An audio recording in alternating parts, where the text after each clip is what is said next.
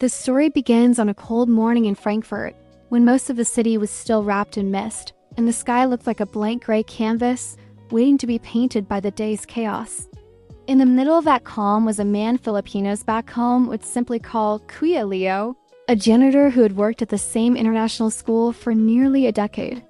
He had the kind of smile that made strangers feel comfortable, the kind of voice that sounded like home even in a foreign land, and the kind of humility that made people underestimate him instantly.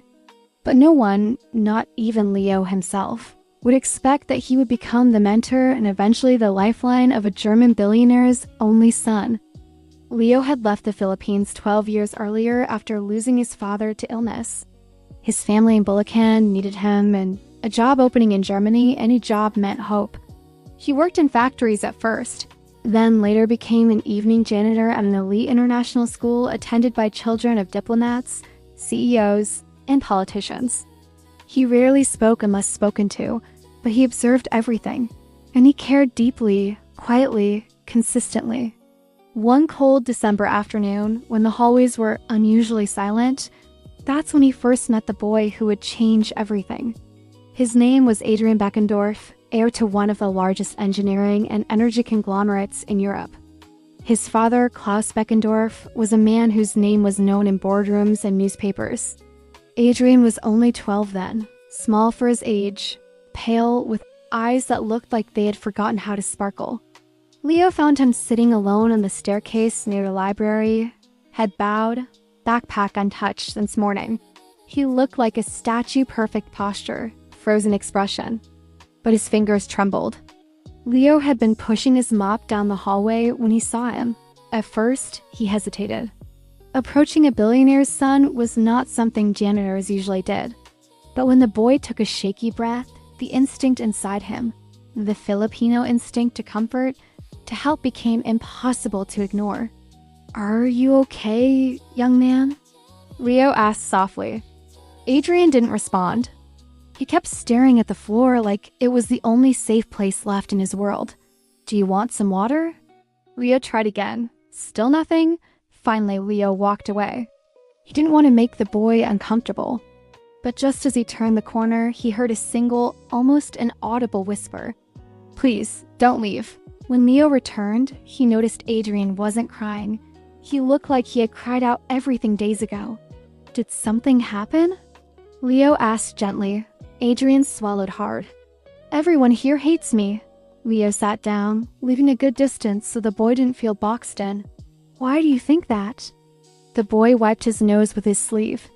"Because of my father. Because of our name. They think I'm arrogant, but I'm not. I don't know how to talk to people." Leo listened quietly. He wasn't trained to counsel children. He never went to college. But he had lived long enough to understand sadness when he saw it. He remembered being 12 himself, too shy to look anyone in the eye, too scared to be honest about anything. "You don't have to be like them," Leo said. "You just have to be you." The boy looked confused. "But who am I?" "You're someone who asked a janitor not to leave him alone," Leo replied with a warm smile. "That means you have a heart." It was the first time Adrian smiled in a long while. From that day, something unexpected began. Every afternoon after class, while Leo cleaned the hallways, Adrian would quietly follow him, asking questions about the Philippines, about life, about why Leo always looked calm even on the hardest days. Leo would joke about jeepneys, about noisy fiestas, about how Filipino moms believe Vicks VapoRub cures everything. Adrian would laugh, really laugh, for the first time in years. One day Adrian asked, "How do you stay happy, even when your life is hard?" Leo paused his mopping.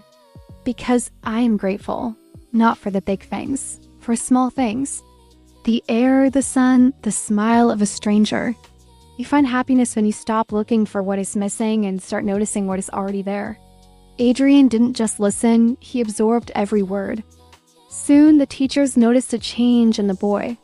He became more engaged, more patient, more confident. The school counselor even applauded the sudden improvement. No one knew the real reason except one Filipino janitor who never took credit. But not everyone was pleased. One morning, as Leo was cleaning the reception area, a tall man with sharp eyes and a colder expression approached him. It was Klaus Beckendorf himself, the billionaire, the empire builder. The intimidating presence of a man who had no time for anything that didn't involve numbers, contracts, and power.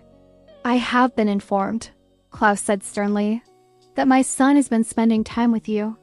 Leo nodded respectfully. "Yes, sir. He sometimes talks with me after class. I don't pay the school thousands of euros so my son can be mentored by a janitor." The words cut Leo deeply, though he kept his face neutral.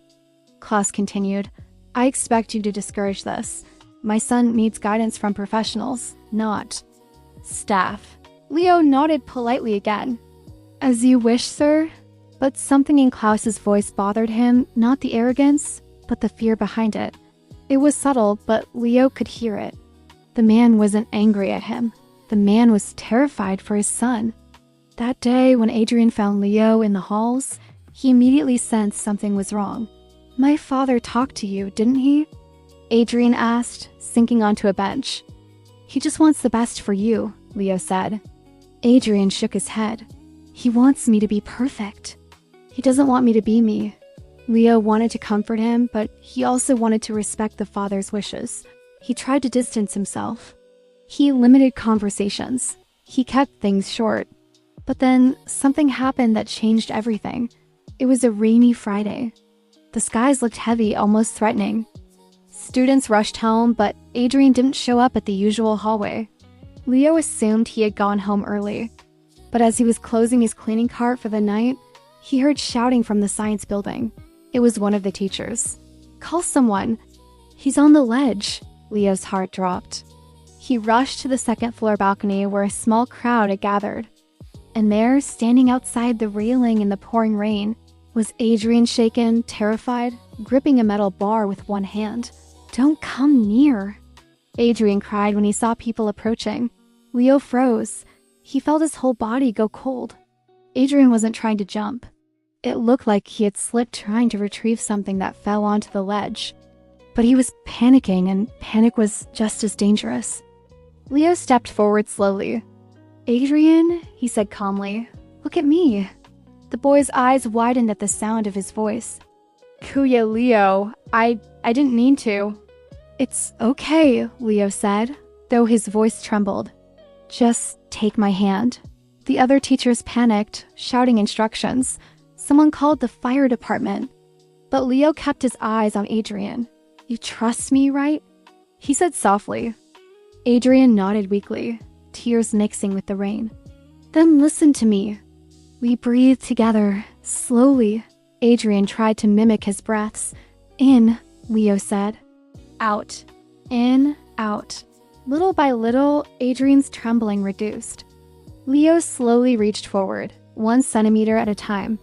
When their fingers finally touched, Leo gripped the boy's wrist tightly. "I've got you," he whispered. And with a firm pull, he brought the boy safely over the railing and into his arms. The teachers rushed in, carefully taking the boy away. Adrian clung to Leo, refusing to let go until he was sure he wasn't falling anymore. When Klaus arrived minutes later, breathless and terrified, he expected to find chaos. Instead, he found his son clinging to a janitor like he was the only safe place in the world. Later that night at the hospital, Klaus pulled Leo aside. "I'm sorry," he said, voice trembling. I thought you were a bad influence." "But you're the only one he listens to." Leo shook his head. "He listens to everyone. He just understands me because I speak simply. Sometimes children need heart, not lessons." Klaus sat down, sinking under the weight of years of pressure he had placed on his son and on himself. "What did you tell him?" he asked softly.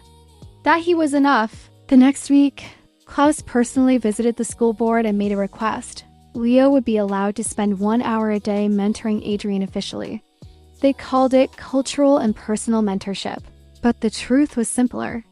Leo became the boy's compass.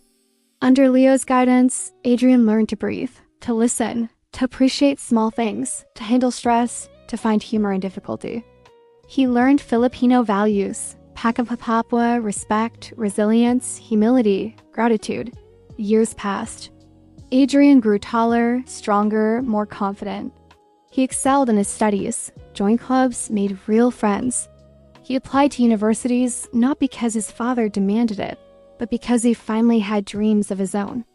The day he turned 18, he invited Leo and Leo's entire family to his birthday, something unheard of in the Beckendorf household. At the party, Klaus raised a glass. "To the man who saved my son and taught him how to live," everyone applauded. Leo cried quietly, but the story doesn't end there. After graduating from university, Adrian joined the family company. Within a few years, he revolutionized their environmental division.